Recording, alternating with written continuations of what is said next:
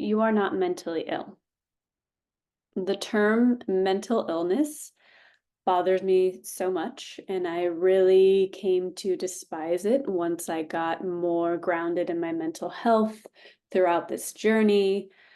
A lot of times in this process of withdrawal or dealing with anxiety and depression and bipolar disorders, we get labeled as mentally ill. And I want to acknowledge that sometimes it's a relief to receive a diagnosis or a label because you're just floating around and trying to figure out what's going on and feeling really confused and disheartened. So sometimes a label is helpful and does feel better, but on the same token, it can be a box that we are putting ourselves in or being put in by a healthcare provider. And once I started diving deeper into spirituality and things like natural and holistic medicine and Chinese medicine, I found that labeling can overshadow understanding and lead people to sometimes adopt the identity of a mentally ill person, even when their experiences are entirely normal, given their life situation and what might be going on and what brought them to this healthcare provider. For example, a friend of mine, he was experiencing the loss of his grandfather, and he was a totally stable person, living his life, doing totally fine, loses his grandpa, and he suddenly starts to get anxiety, discomfort in his body, and uncomfortable feelings of anxiety. And then he started to feel sadness, and it was affecting his day to day. So he went to his doctor, and his doctor said, "You are depressed." And he prescribed him Xanax. So he went home with that, just wanted a solution, didn't really think about it. Started taking the Xanax, took it for 3 months straight, and was like, okay, this is actually helping. It's helping me get through my day to day and really help manage these feelings of anxiety and depression that I was feeling. And after this 3 months, and I mean, a lot of people will recognize this story or something similar. You all have your own, but after 3 months, he is like, okay, I'm in a good place. I'm going to, stop taking these. And then he goes through a week of all these crazy symptoms and he starts to feel really alarmed. And that's when he reached out to me and was like, hey, I think this is the same medication that I heard you talking about. What's going on? Like, what's going on here? And long story short, we helped him get through that process. We created a taper plan and I helped him out with that. But the point is, in this situation, grief is not something that this culture creates space for. So you have to go straight back to work and grind when your body is like screaming for you to process the sadness and the reverence for the process of death, to take time to honor the emotions of a deceased loved one. But instead we rush forward and our bodies are screaming for us to move this energy, to pay attention to these emotions and to be with them. And most of us don't. So we work harder, or we drink instead, or we go to the doctor and get prescribed a pill. And sometimes this creates extreme exhaustion or erratic behaviors or just this heaviness that you can't shake. And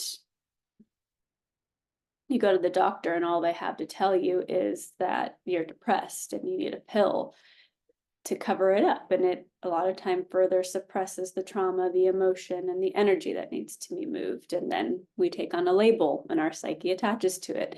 And it becomes a self-fulfilling prophecy and loop in our nervous system when we just went in because we were having anxiety and depression, which really was sadness, and our body asking us to process the sadness.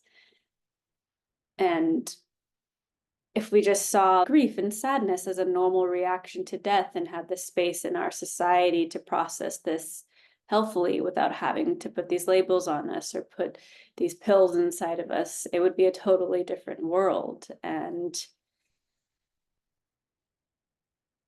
My point here is that there's always something underlying the reason we are going to the doctor and then possibly being labeled and medicated.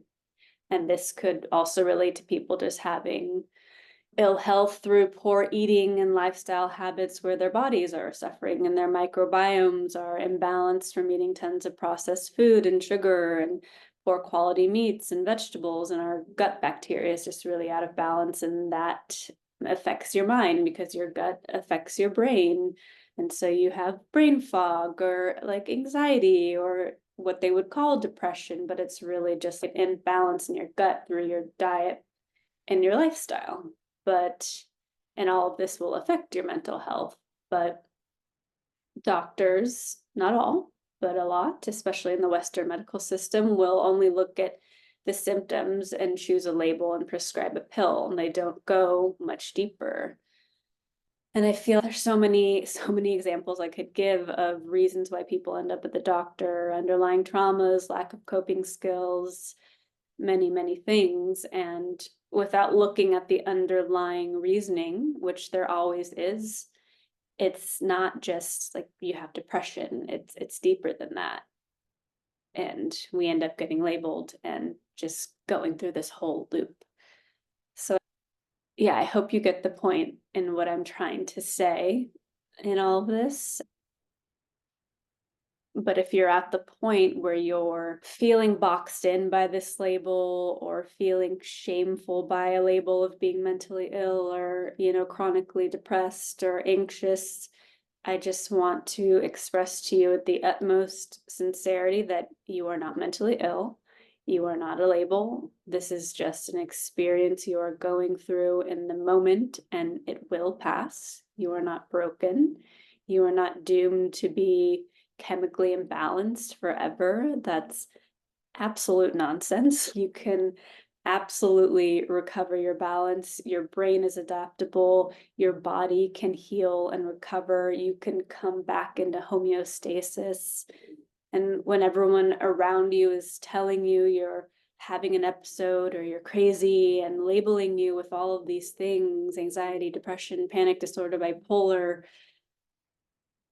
please do not attach yourself to the label and think that it's a life sentence or something that is wrong with you.